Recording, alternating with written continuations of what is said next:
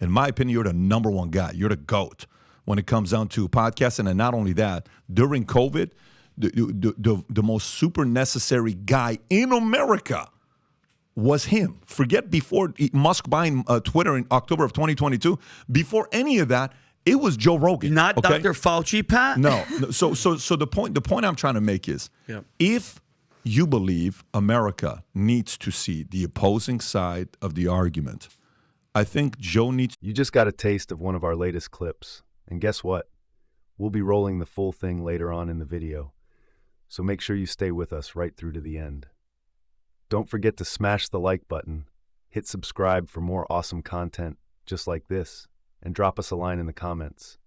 So we love chatting with you, and we'll definitely get back to you. As a conservative Republican and staunch supporter of Donald Trump, I find the prospect of him appearing on Joe Rogan's podcast not only intriguing but necessary for America's political discourse. Joe Rogan, long before Elon Musk made headlines with his Twitter acquisition, was the man who embodied the spirit of open debate and free speech. He welcomed guests from all sides of the ideological spectrum, allowing for conversations that other platforms often shun due to political bias. It's evident that America is deeply divided, and much of that division stems from the refusal to listen to opposing viewpoints. Having Trump on Rogan 29's podcast would be a powerful statement in favor of dialogue over division. Trump, despite the incessant barrage of negative media coverage, resonates with a significant portion of Americans. This fact alone makes him an important voice that should be heard in a long-form conversation where soundbites can't be taken out of context. And so, Joe Rogan's show is the ideal venue. Critics will argue that giving Trump a platform does a disservice to the country. They couldn't be more wrong. If Trump's ideas are as flawed as his detractors claim, then a 3-hour conversation would surely expose these flaws. However, if he presents logical and convincing arguments, then refusing him airtime only serves to stifle a legitimate political perspective. As for Rogan smoking marijuana with Elon Musk, it was a moment that revealed Rogan 2009's willingness to be unconventional. While joking about harder substances is in poor taste, it points out the unexpected and sometimes shocking nature of his podcast, a place where anything can happen, where conversations are uncensored and raw. What's more, if Rogan is sincere about offering a forum for free exchange, then having Trump is consistent with his own principles. Trump did not lose his relevance post-presidency. His views and policies continue to spark interest and discussion among American citizens and across the globe. In conclusion, having Trump on Joe Rogan's podcast is not about helping or hurting him.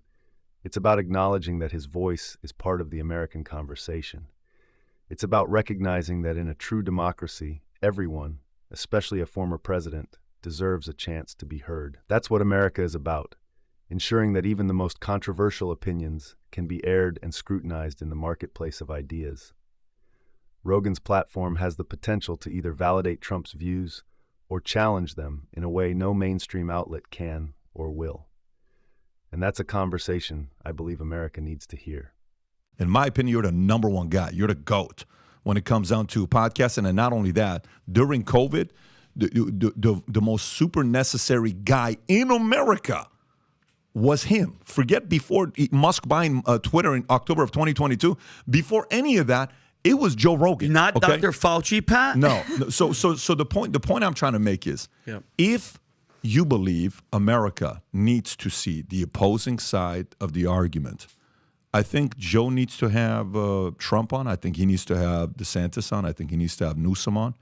Because I think it's going to be Newsom. Biden won't go. They would in a million you would years. never. But I would, agree to but I would 3-hour die to see that. But I would love to see. You know what I would Biden. love to see? If since he smokes weed with Elon Musk, I would love to see Joe Rogan smoke crack with Hunter Biden. I mean, Joe doesn't need to smoke it, but I think that would be views. We're in an eyeball attention economy. Well, I'm here with Hunter Biden smoking some crack. I think eventually it's more likely to happen. I'm more 55%. Could we bump? We want to bump 55%, yes. So you want to bump it to 1,000?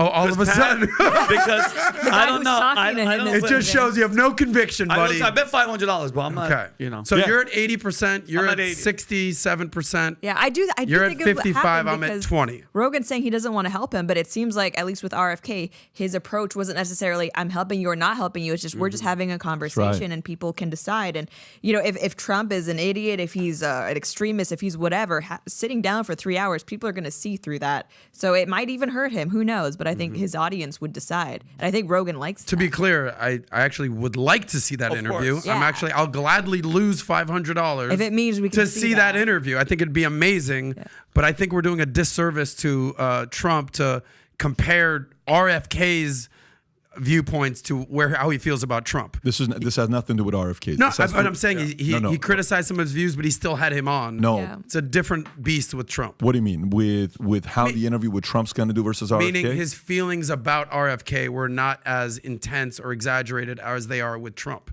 He never called RFK a man baby, and he never said he would never want to have him on or help him whatsoever. He kind of had some. Joe is a very interesting individual with a high self-awareness and a level of comfort of being wrong and a level of conviction in areas where he is certain that he's right. And you know, this is a guy that if there's a guy that would be able to, interview, would be able to change his position and be open to the idea, it's Joe.